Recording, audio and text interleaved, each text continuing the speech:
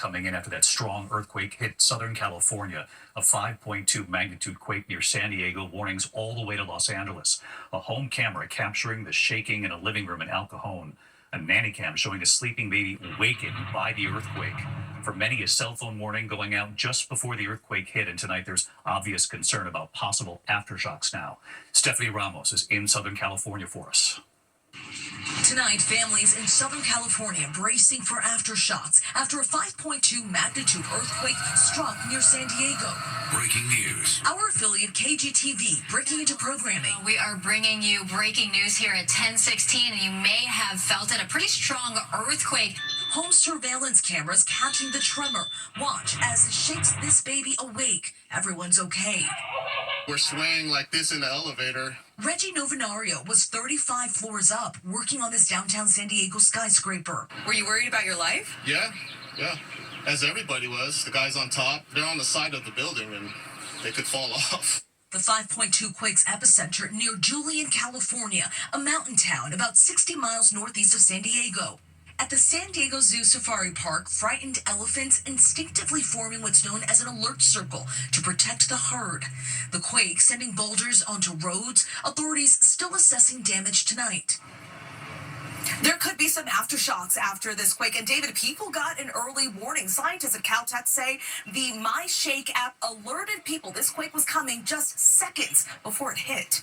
David. Stephanie Ramos in Southern California. Steph, thank you. Now to the immigration standoff over the Maryland husband and father wrongly deported to a notorious prison in El Salvador. The U.S. Supreme Court just days ago ruling the U.S. must facilitate his return. But today, President Trump and the president of El Salvador in the Oval Office, El Salvador's president, when asked if he'll return the man, said that was a preposterous question. Here's Terry Moran tonight.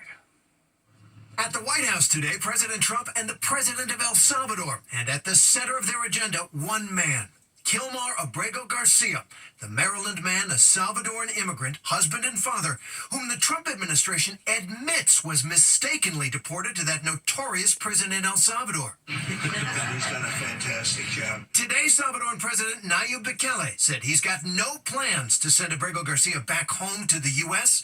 and his family. How can I return him to the United States? Like I smuggle him into the United States, or whether, of course, I'm not going to do it.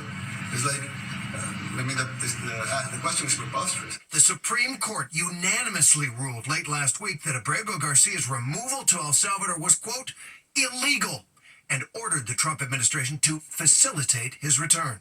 The administration claims Abrego Garcia is a member of the MS-13 gang, but a federal judge said last week they have offered, quote, no evidence to back that up, and he has no criminal record here or in El Salvador. After that ruling, President Trump told reporters this. I have great respect for the Supreme Court. If they said to bring him back, I would tell them to bring him back. But now the administration argues that federal courts have no authority to direct the executive branch on how to conduct foreign relations. And Attorney General Pam Bondi said today that bringing Abrego Garcia back would be up to El Salvador. That's up to El Salvador. If they want to return him, that's not up to us. And over the weekend, 10 more migrants were sent to that prison in El Salvador. Trump said he likes it, even for U.S. citizens, suggesting Americans could be next. I don't know what the laws are. We always have to obey the laws, but we also have homegrown criminals. I'd like to include them in the group of people to get them out of the country, but you'll have to be looking at the laws on that. That might sound like Trump's just joking, trying to rile up his opponents, but before reporters and cameras were in the Oval Office, a member of the Salvadoran delegation was live streaming, and Trump can be heard saying to Bukele, quote, homegrowns are next, the homegrowns, suggesting that Bukele needs to build about 5 more prisons. Bukele laughed, and Trump can be heard saying, quote, it's not big enough. David? Terry Moran at the White House for us. Terry, thank you. We turn next tonight to President Trump's tariff whiplash, the president exempting iPhones, computers, and many high-tech items, only to now say that's just temporary and that those tariffs will soon return in a new bucket, saying tariffs on pharmaceuticals are coming too. Meantime, amid this trade war with China, where President Xi of China is tonight, here's Rachel Scott. Tonight, President Trump signaling even more tariffs are now on the horizon, saying he plans to invoke national security to impose new taxes on imported pharmaceuticals and on computer chips essential to powering everything from cell phones to cars. He insists it's the only way to convince companies to move manufacturing back to the U.S. All I have to do is impose a tariff. Well, the higher the tariff, the faster they come. But it comes after a weekend of swerves and contradictions. Trump has also agreed to a temporary exemption for smartphones, computers, and other electronics from most of the staggering 145% tariffs he has put on products imported from China. Though these are the very products the president argues should be manufactured in the U.S. And he has not said how long that exemption will last. Already, the tariffs have cost companies like Apple billions of dollars in market value. I'm a very flexible person. I don't change my mind, but I'm flexible. And you have to be. I speak to Tim Cook. I helped Tim Cook recently, and that whole business. I don't want to hurt anybody. But that's no comfort for small business owners like Linda Schlesinger Wagner of Birmingham, Michigan, who founded her clothing line Skinny Tees in 2009. Little people are not going to survive this. We're a little person. She says she has a large shipment of clothing arriving from China and shudders at the thought of paying a 145% tariff. People have said to me, well, why don't you make it in the United States? We don't have the capacity in the United States. It'll take years to tool up these factories. President Trump has been urging China's President Xi Jinping to come to the table and make a deal. Instead, President Xi is in Vietnam tonight, building alliances with other countries hit by President Trump's tariffs. Xi writing in Vietnam's official newspaper, "There are no winners in a trade war." Sensing an opening to expand China's influence, Xi writing his country is now trying to ensure more stability for a changing and turbulent world and inject more positive energy in it. The Trump administration says it is negotiating with other countries on trade deals and has received at least 10 good offers, meeting with Japan and South Korea this week, but so far no deals yet. And one country that's not at that negotiating table, China, as this trade war only escalates, David. With President Xi now in Vietnam, as you pointed out there, Rachel, thank you. We turn next tonight here to the tragic plane crash in a field in upstate New York, killing a former NCAA Woman of the Year, her parents, her brother, and 2 others on that plane.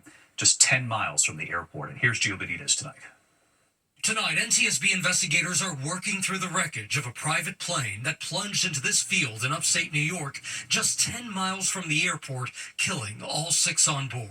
What we can say is weather was, at that time, what we consider to be deteriorating. The Mitsubishi MU-2B was heading from Westchester County to Columbia County, New York, when the plane's owner and pilot, Dr. Michael Groff, reported a missed approach and asked for guidance for a second approach. Air traffic control tried warning the pilot 3 times that he was flying too low but could not reach him. The crash, investigators say, was captured on a nearby camera.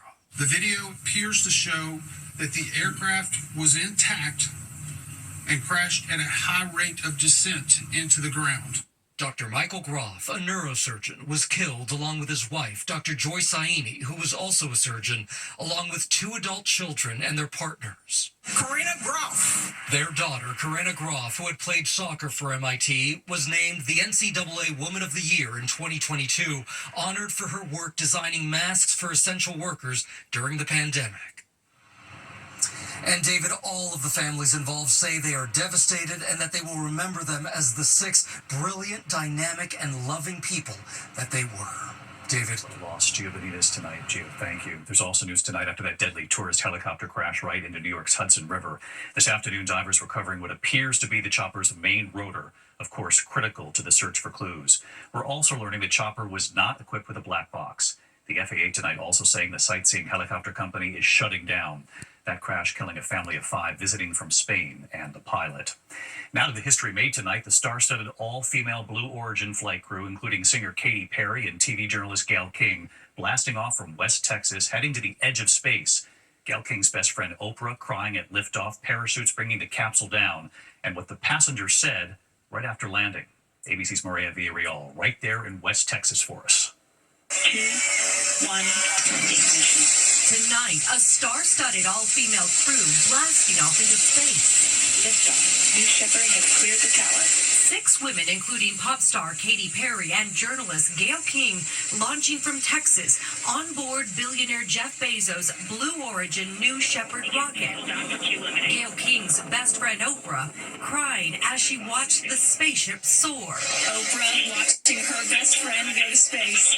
The incredible moment. The women experiencing 4 minutes in zero gravity, floating. Look at the moon. That's amazing. Wow, look at the blue line. Perry, whose daughter's name is Daisy, showing off the flower.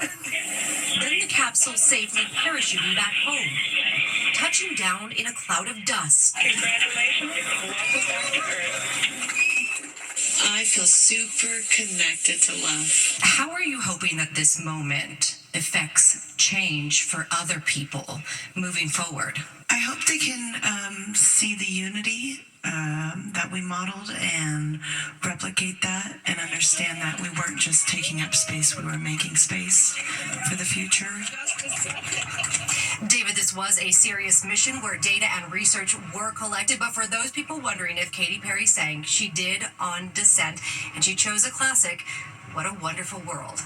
David? Remarkable voyage today, Maria. Thank you. Tonight, Harvard rejecting demands from the Trump administration. The university rejecting several demands, including dismantling diversity initiatives and screening international students for anti-Semitism and other beliefs. The move putting $9 billion in federal funding at risk. The school's president writing tonight, no government, regardless of which party in power, should dictate what private universities can teach, whom they can admit and hire, and which areas of study they can pursue.